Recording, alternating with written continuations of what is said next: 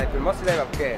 بالمصري ده احسب كده حوالي 200 جنيه 200 300 جنيه. النهارده يا جماعه معايا ضيف جديد ابو خليل. انا نفسي كانت رايحين اكل جيلاتي بصراحه النهارده، فكلمت ابو خليل قال لي هيوديني عند احسن بتاع جيلاتي هنا في روما. صح الكلام ده؟ روق عليك بس كده هيروق عليا. نقيمه. خلونا نروح نجرب اغلى جيلاتي في روما ده ونقيمه.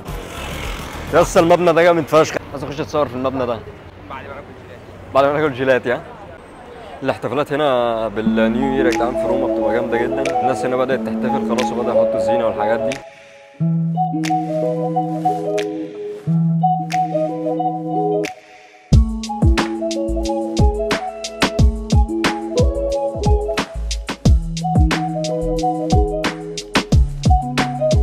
بقول لك ايه، ما انت متاكد ان فلوسك هتكمل تجيب جيلاتي هنا؟ مش يا اسطى، ده من احسن اماكن في روما. لا، عشان هنا على الله حكايتنا. ما هي دي المشكله، حتى لو هنفسح المكان يستاهل.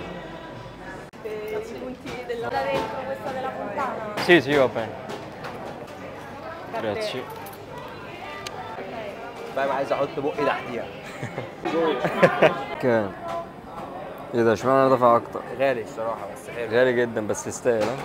دفعتني 6.5 ليه؟ ما هي قعدت تقول لي حط لك كذا، قلت لها سي وخلاص. انا مش فاهم هي بتقول لي ايه اصلا. انا قعدت قلت لها سي وخلاص عشان حطيت لك كل نخلص. حاجة تقريبا، حطيت لي حطيت جبنة كله جوه الآيس كله بس حطت صباعك.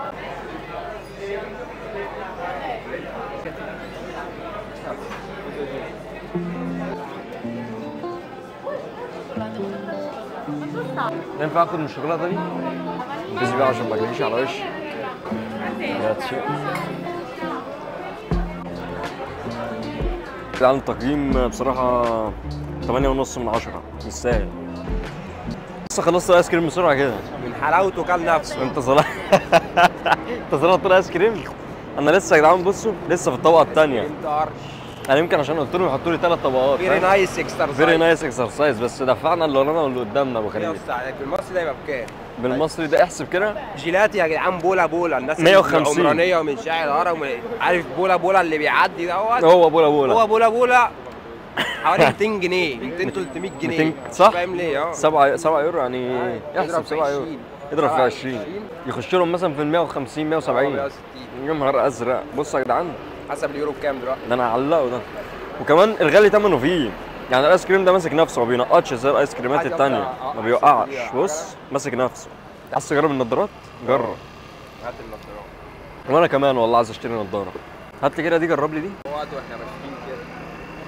ايه رايك في النضارات يا استاذ؟ عايز نضارات؟ انا بقالي فتره بدور على نضاره. ها؟ طب جرب لك واحده. كلهم فيستك، كلها دارت. بص دي بان دارت. دي دارت مستعمله. الناس بتوقفك بتسلم عليك اهو. انت مش واخد بالك خالص. قاعد يقول لك لا يا عم ماشي خلاص. والله مش هو يا عم، هو ممكن يجي غيره. يا جدعان هانت اخيرا. وبس يا جماعه اخيرا هنا وصلنا المحطه. هنا ما كناش بنقول اي حاجه مهمه خالص، هنا كنا بنحاول نقفل الفيديو بس المايك كان فاصل، فباي باي.